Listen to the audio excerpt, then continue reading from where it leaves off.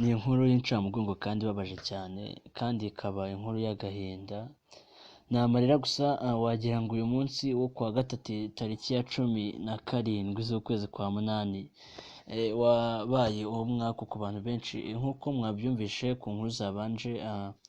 Umuhanzi Iva Buravan yitabye Imana kuri uyu wa gatatu isaha zigana ku saa 6:30 za nijoro.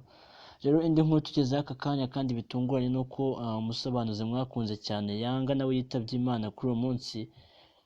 Amakuru akaba amenyekanye muri iki gitondo cyo kuwa gatatu ku itariki 17 Kanama umwaka w'ibihumbi 2022.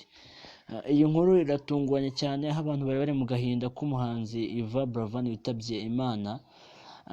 Hasabonekamo n'iyi nkuru y'akababaro y'uyu musobanuzi dukunda cyane watangiye akazi kera Yanga, akaba nawe yitabye Imana. Rero bikaba byabaye ibibazo cyane kuri uyu munsi, akaba ari umunsi w'umwaka, umunsi w'agahinda. Ndakeka abantu benshi cyane umunsi ntabwo bazawibagirwa bitewe n'ibintu bibereyeho, kandi rero ikaba ikomeje gushengura imitima y'abantu benshi cyane kuko uyu munsi wabaye w'akababaro cyane. Reba umuhanzi Iva Buravan dukunda turi benshi, umuhanzi wakundaga umuco nyarwanda ndetse agakunda igihugu cyacu, yitabye Imana aho yari ari mu Buhinde, aho yari arwariye yishwe na kanseri. Rero n'uyu musobanuzi dukunda cyane Yanga akaba yitabye Imana kuri uyu wa gatatu mu gitondo ku itariki 17 z'ukwezi kwa munani cyangwa se Kanama umwaka wa 2022. Rero nawe kuri iki kiganiro nkaba ngusaba kugira ngo uyu munsi unote, uyu munsi wandika ahantu rwose uvuge ngo uyu munsi wabaye w'akababaro cyane kuri izi tariki uyu mwaka ndetse muri uku kwezi. Uyu munsi unote rwose uko ni ibidasanzwe kubona abantu babiri mu gitondo tuzi cyane kandi dukunda cyane bitabye Imana. Ni ibintu bidashimishije kandi ibintu bitari byiza, byababaje abantu benshi cyane. Urumva niba kuri uyu munsi tugiye gutaha ibiro bigera muri 2 kandi by'abantu dukunda cyane, ibintu bibabaje kandi biteye agahinda.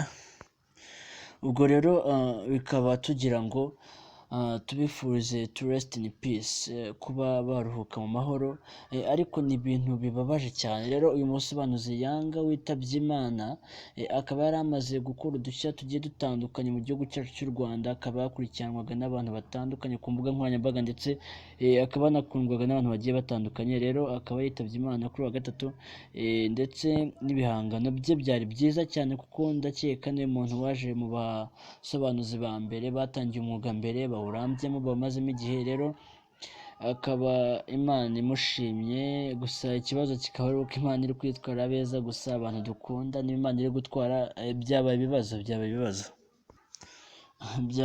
bikomeye cyane. Ubu ngubu abahanzi bose bari mu kababaro, abasobanuzi bose ari Juna Giti, Rock Kimomo ndetse n'abandi mwagiye mumenya cyane mu gusobanura amafilime bagiye mu kababaro kuko bababajwe n'ibyabaye.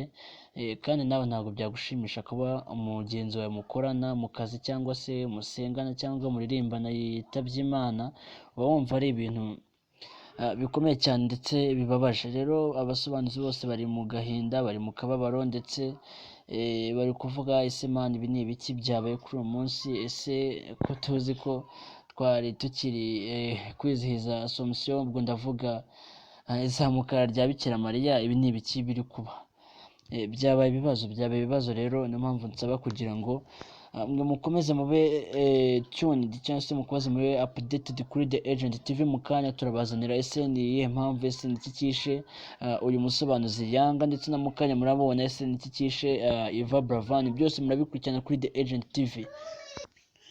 Rero reka nkusabe kugira ngo ukande subscribe kuri channel yacu kugira ngo ubone n'izo video zitaza kugucika, kandi reka nkusabe kugira ngo ukande like kuri iyi video ndetse no muri comment wandikemo ngo rest in peace Yanga. Hanyuma mu kanya na Iva Buravan amakuru yose muramuyakurikirana.